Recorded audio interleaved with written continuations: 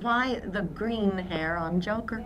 Oh, well, that's part of the Joker's makeup, you know. Well, I never Green hair. I'm not a great student, actually, of the Batman comic strip, but I understand that the Joker got the green hair because in one of the first strips that he appeared in making his escape from Batman, he dove into a river that was full of a certain chemical that turned his hair green. So from then on, he's had green hair. He dated some of Hollywood's most beautiful women. He danced with stars and charmed everyone he met. But Cesar Romero, the man who played the Joker on TV, had a secret so big it could have ended his career forever. Now, decades after his death, the truth is finally out. Hollywood's perfect Latin lover was living a lie. The man who never married wasn't just too busy for love. He was trapped in a prison of his own making. Cesar Romero was born on February 15, 1907, in New York City. His parents, Cesar Julio Romero Sr. and Maria Mantilla, were wealthy Cuban immigrants. His father was a successful sugar importer and machinery exporter. His mother was a talented singer and pianist. Their family was part of the Cuban-American elite, living in luxury with servants in their Manhattan home. They often attended high society gatherings, and young Cesar grew up surrounded by wealth and influence. His family's history was just as remarkable as their fortune. His mother, Maria Mantilla, had a strong connection to José Martí, the Cuban poet and revolutionary leader. Martí never officially claimed to be her father, but he treated her like a daughter and played a major role in her upbringing. His legacy followed Cesar throughout his life, adding to the mystique of his background. Romero's early education reflected his privileged status. He attended the Riverdale Country School in the Bronx and the Collegiate School in Manhattan. Though he had access to the best education, academics never interested him. He was more drawn to socializing and performing. He took part in a school production of The Merchant of Venice and loved the stage, but what really made him stand out was his charm. He became a well-known figure in New York's high society circles, dazzling guests at debutante parties with his good looks and smooth dance moves. His world changed in the 1920s. The Cuban sugar market collapsed, and the stock market crash of 1929 made things worse. His father refused to declare bankruptcy and instead used all his wealth to pay off debts. The life of luxury disappeared. Suddenly, Romero had to find work. He took a job at a Wall Street bank, but it didn't suit him. He had no passion for finance. He once admitted he couldn't see himself doing anything outside of entertainment. His charm and good looks made him a natural fit for the stage. The banking job was just a temporary stop. By 1927, he had already started performing as a ballroom dancer in New York City nightclubs. That was the real beginning of his career. His big break came from an unexpected source. Elizabeth Higgins, a wealthy heiress, saw his potential and offered him a chance to form a professional dance team. He had no formal training, but he had rhythm and confidence. That was enough. He accepted the offer. Soon, they were performing at top venues like the Montmartre Café and the Ambassador Roof. Their routines featured the foxtrot and tango, two of the most popular dances of the time. Their performances weren't widely known to the public, but they made an impression on New York's elite. Higgins played a key role in Romero's rise. She helped him get noticed. She also gave him the confidence to keep going. Their partnership lasted until 1929, when an injury forced them to stop dancing. It was a setback, but it pushed Romero to take the next step. He decided to focus on acting full-time. Broadway was the next stage in his career. His first role came in 1927 with Lady Doe, a show that ran for 56 performances at Manhattan's Liberty Theater. He performed various ballroom dances, blending his dance skills with his growing interest in theater. But it was strictly dishonorable that put him on the map. Playing Count D'Ruvo, he showed off the suave, romantic persona that would later define much of his Hollywood career. By 1932, he had firmly established himself as a Broadway actor, appearing in Dinner at 8, which ran for more than 300 shows. He was no longer just a dancer. He had proven himself as a performer. Hollywood took notice. The film industry in the early 1930s was looking for actors who could bring sophistication and charm to the screen. Romero fit that image perfectly. His first movie role came in The Shadow Laughs, 1933, a mystery film directed by Arthur Horrell. This was during the pre-code era, when films had more daring themes before censorship rules tightened. Romero played Tony Rico, a supporting role in a crime-filled story. The film didn't make a big impact, but it gave him his first break in the industry. It wasn't a grand entrance, but it was enough to set him on his path. Standing at 6 feet 3 inches with striking looks and a signature mustache, Romero had an undeniable screen presence. Hollywood quickly placed him in the Latin lover category, casting him as smooth-talking romantics. The Shadow Laughs wasn't a big hit, but it led to better opportunities. The following year, he appeared in The Thin Man, 1934, and British Agent, 1934. These roles helped him gain recognition, but he didn't want to be trapped in one image. A major turning point came in 1935 when he starred alongside Marlene Dietrich in The Devil is a Woman. Directed by Josef von Sternberg, this was the last collaboration between Dietrich and Sternberg after 6 films together. The movie, based on Pierre Louise's 1898 novel The Woman and the Puppet, followed the story of Concha Perez, a manipulative femme fatale played by Dietrich. Romero played Antonio Galvan, a young revolutionary who falls for her charm. At just 28 years old, he found himself acting opposite one of the most celebrated stars of the era. Critics had mixed opinions about his performance. Some felt Dietrich overshadowed him, but others saw the depth he brought to Antonio. It was a challenging role that required both charm and vulnerability. Behind the scenes, the production faced struggles. Paramount Pictures was going through financial trouble, and Sternberg's meticulous filmmaking style added pressure. The film premiered in March 1935, but struggled at the box office. Its controversial themes made it difficult to market, but over time, it gained critical acclaim for its cinematography and artistic approach. For Romero, this film proved he could handle complex roles. It also showed his willingness to take risks early in his career. Hollywood still saw him as a romantic figure, but he was determined to break that mold. In 1937, he found a way to do just that. John Ford cast him as Koda Khan, a rebel leader in Wee Willie Winkie, a film set during British colonial rule in India.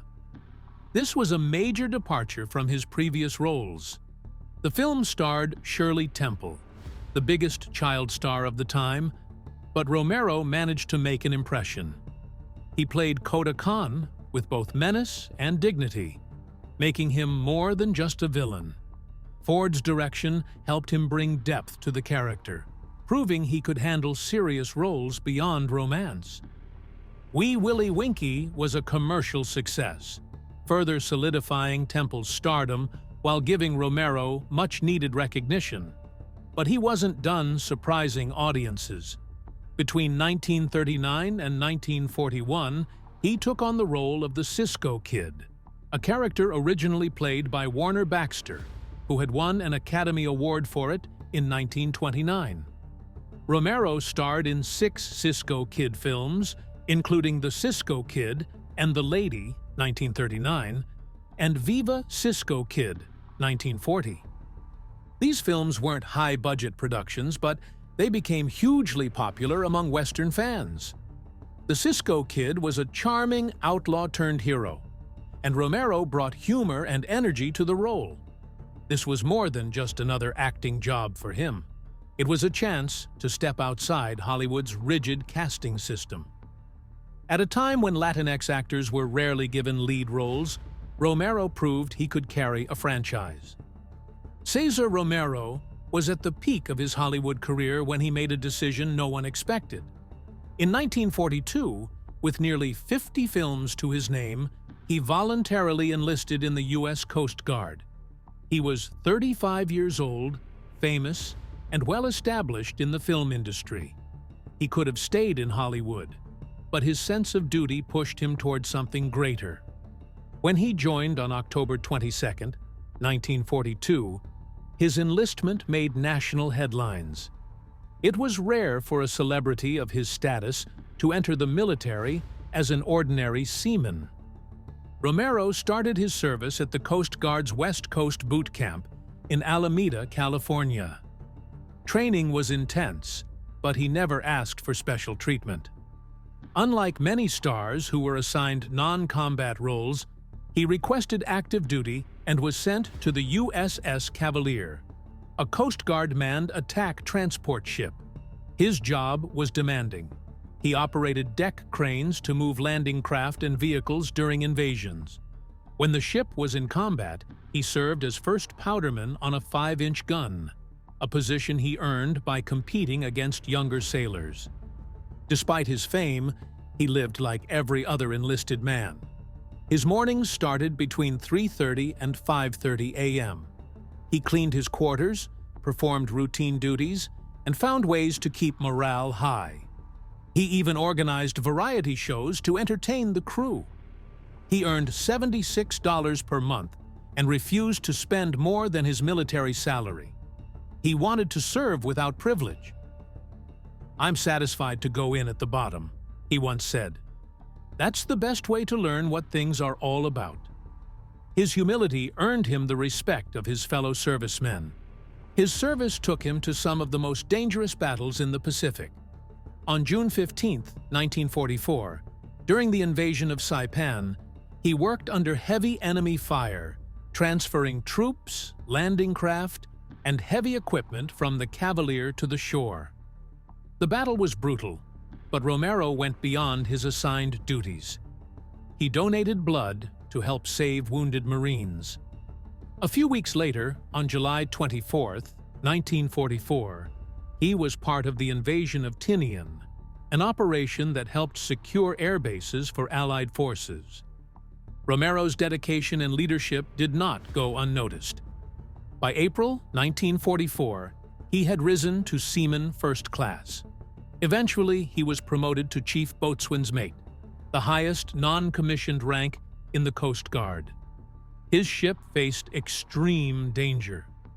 In October 1944, during the Battle of Leyte Gulf, Japanese kamikaze pilots attacked Allied ships, trying to turn the tide of the war. The Cavalier's crew fought hard to complete their mission. Romero's captain later praised him as a man with an extraordinarily fine character, recognizing his courage under pressure. When the war ended in 1945, Romero returned to Hollywood. Some feared his 3-year absence might hurt his career, but he quickly proved otherwise. He landed a major role as Hernán Cortés in Captain from Castile in 1947, a performance that became one of his most celebrated. 20th Century Fox even sent him on a goodwill tour of South America with fellow actor Tyrone Power, strengthening his image as both an entertainer and a cultural ambassador. Cesar Romero had already made a name for himself in Hollywood when television started changing the entertainment industry. Unlike many actors who struggled to adapt, he made the transition look effortless. His charisma and versatility helped him stay relevant, and his early TV roles proved he could take on any character. In Passport to Danger, 1954 to 1958, Romero played Steve McQuinn, a diplomatic courier caught up in international intrigue. The show ran for 4 seasons and had an IMDb rating of 7.1. Unlike most action heroes of the time, McQuinn relied more on charm and intelligence than physical strength. Romero's smooth delivery made the character stand out, and audiences loved him in the role. Around the same time, he appeared in Disney's Zorro, 1957 to 1959, playing Diego's mischievous uncle in a 3-episode arc. The series was a major hit, mixing action and historical drama, and Romero's character added humor while also pushing the story forward. In 1959, he made a guest appearance in Rawhide, acting alongside Clint Eastwood. These roles proved that he was more than just a film star dropping in for an occasional TV appearance. He was a natural on the small screen, and his ability to bring depth to every role helped set him apart. Then came the role that turned him into a pop culture icon. In 1966, Romero became the first actor to play the Joker in a live-action series when he joined ABC's Batman. At first, some people questioned whether he was right for the part. He had spent decades playing charming, leading men. Could he really transform into a comic book villain? The answer was clear as soon as he stepped on screen. His Joker was theatrical, unpredictable, and completely over the top, matching the campy tone of the show perfectly. One of the most unusual things about his performance was his refusal to shave his mustache. Instead of forcing him to remove it, the producers just covered it with white makeup. On modern high-resolution screens, you can still see its outline, but instead of looking out of place, it became part of what made his Joker so unique. Even though the show was lighthearted, Romero's Joker wasn't just a joke. Some of his crimes, though never shown on screen, were genuinely disturbing. In one episode, a throwaway line reveals that he kidnapped an entire jury and held a judge's wife hostage. These small details hinted at a darker side to the character while still keeping the show fun. Romero's version of the Joker went on to influence actors like Jack Nicholson and Heath Ledger, shaping the way the character was portrayed for decades. Even as television changed in the 1980s, Romero continued to find success. In 1985, he joined Falcon Crest, one of the most popular primetime soap operas on CBS. He played Peter Stavros, a billionaire Greek shipping tycoon who rekindles a romance with Angela Channing, played by Jane Wyman. His character wasn't just there for love and drama. He helped Angela regain control of her winery empire, adding another layer to the show's power struggles. Romero appeared in 51 episodes between 1985 and 1987, and Falcon Crest remained one of the top 10 most-watched shows on television. His presence gave the series even more sophistication and intrigue at a time when audiences couldn't get enough of high-stakes family drama. By this point, he had been in Hollywood for over 5 decades, yet he still had the same effortless charm that made him a star in the first place. Cesar Romero was one of Hollywood's most charming and stylish figures. He spent decades in the spotlight, yet parts of his life remained a mystery. He never married or had children, which led to years of speculation. On the surface, he was the perfect Latin lover, always seen with glamorous women like Joan Crawford and Carole Lombard. But behind the scenes, things were different. Hollywood called him a confirmed bachelor. He had close relationships with several women, but never settled down. Some believed he simply valued his independence, while others suspected there was more to the story. In later years, biographers and Hollywood insiders suggested Romero was gay. Posthumous interviews published in Bose Hadley's Hollywood Gaze claimed he had confirmed it himself, though some questioned the authenticity, since the book came out 2 years after his death in 1994. Romero lived at a time when being openly gay could ruin a career. Yet he managed to stay in Hollywood's good graces for decades. His close friendship with actor Tyrone Power fueled even more speculation. The two met at 20th Century Fox and quickly became inseparable. In 1945, they took a 3-month goodwill tour through Latin America together. They remained close until Power's sudden death in 1958 at the age of 45. Romero never spoke openly about the nature of their relationship, but their bond was one of the most significant of his life. His bachelorhood wasn't about a lack of opportunity. He had plenty, but in an industry that demanded conformity, staying single may have been his way of protecting himself. He once joked that he was immune to marriage, and maybe that was true. Or maybe it was easier than living under Hollywood's scrutiny. Romero's love for style was just as famous as his acting. He believed in looking his best at all times. His wardrobe was legendary, with over 500 suits, 30 tuxedos, and 200 sports jackets. He once said that if someone wanted to live well, they should never wear the same outfit twice. Even when he played the Joker in the 1966 Batman series, he refused to shave his mustache. Instead, makeup artists had to paint over it. His lavish lifestyle wasn't just for show. He truly enjoyed being part of Hollywood's elite. He attended every major event, from high-profile premieres to exclusive parties at the Coconut Grove nightclub. People joked that he would even show up for the opening of a napkin.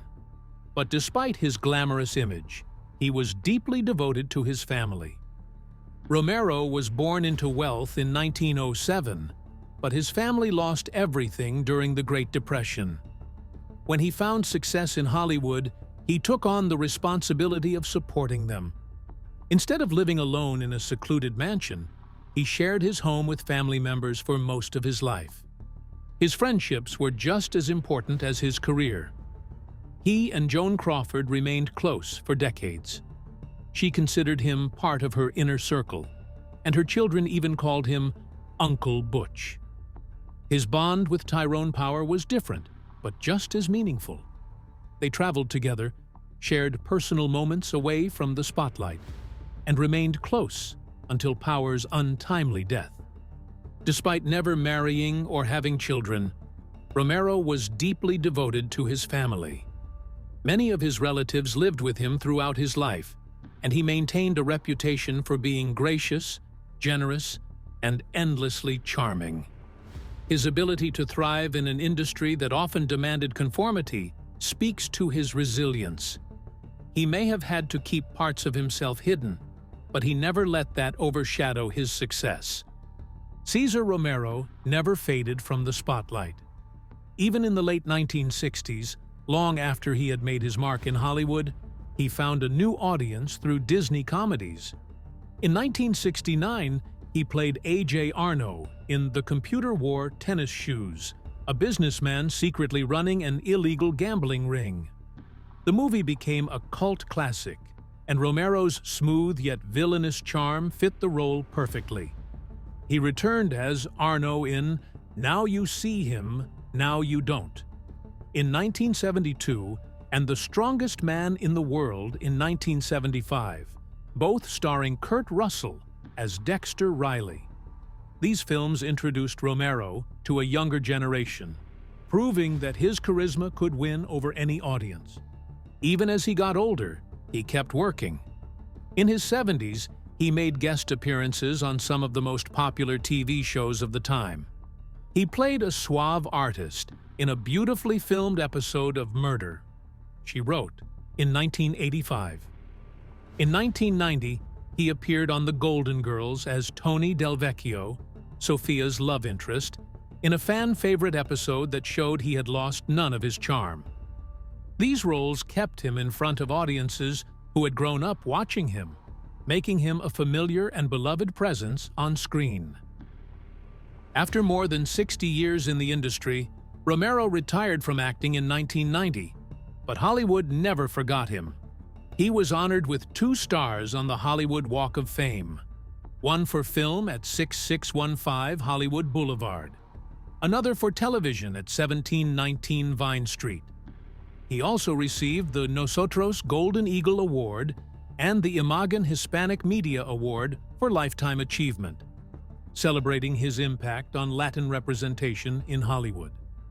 From the start of his career, Romero had pushed for better roles for Latin actors. In the early days, he was often cast as the Latin lover, but he refused to be boxed in.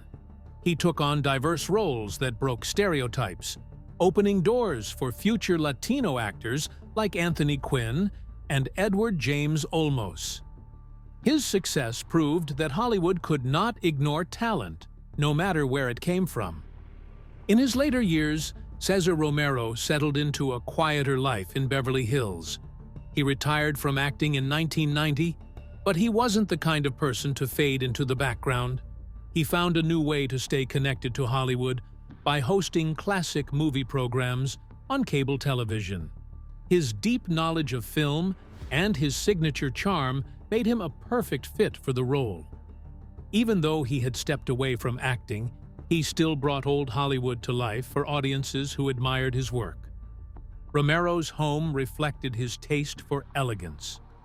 He was always known for his impeccable style, and that didn't change with age. His wardrobe alone was legendary: 30 tuxedos, over 200 sports jackets, and 500 suits.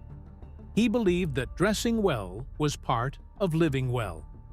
His love for refinement extended beyond fashion. He collected classic cars, filling his Beverly Hills estate with symbols of an era when glamour truly meant something. Even in retirement, he remained socially active. He attended high-profile events, always dressed to impress, always the center of attention. His sense of humor never faded. Well into his 80s, he joked about dating younger women because those his age were in cemeteries. That was Romero, sharp, witty, and always ready with a playful remark. His presence was magnetic, and people gravitated toward him wherever he went. But there was another side to him that many didn't see. Romero believed in giving back. He quietly dedicated time to philanthropy, often spending Thanksgiving serving meals to the homeless at the Los Angeles Mission. For all his love of luxury, he never forgot about those in need. It was a reminder that beneath the perfectly tailored suits and the polished image, he was a man with a generous heart. His retirement may have been free of scripts and cameras, but it was far from dull. He found the perfect balance, living in style, staying socially engaged, and making a difference in his own way. Cesar Romero passed away on January 1, 1994, at the age of 86. Complications from bronchitis and pneumonia, along with a blood clot, led to his death at St. John's Hospital in Santa Monica. It was the end of a career that spanned 6 decades, a career that left an undeniable mark on Hollywood. For many, he would always be the Latin from Manhattan. He had played everything from charming leading men to scene-stealing villains. His portrayal of the Joker in the 1960s Batman series was unforgettable. His theatrical laugh, his over-the-top energy, his refusal to shave his mustache, even under the white face paint. He set the bar high for every actor who would take on the role after him. His funeral was private, attended only by close family and friends. His ashes were interred at Inglewood Park Cemetery, placed in a harp-shaped urn in the mausoleum of the Golden West. It was a fitting tribute to a man whose life had been filled with music, laughter, and artistry. Even now, decades after his passing, Cesar Romero's legacy lives on. He wasn't just a Hollywood star, he was a trailblazer, one of the most prominent Latino actors of his time. He had received numerous awards, including a star on the Hollywood Walk of Fame, and his influence in the industry remains undeniable. His passing on New Year's Day felt symbolic, like the closing of an era. But what he left behind, his charm, his talent, his undeniable presence, ensures that he will never be forgotten.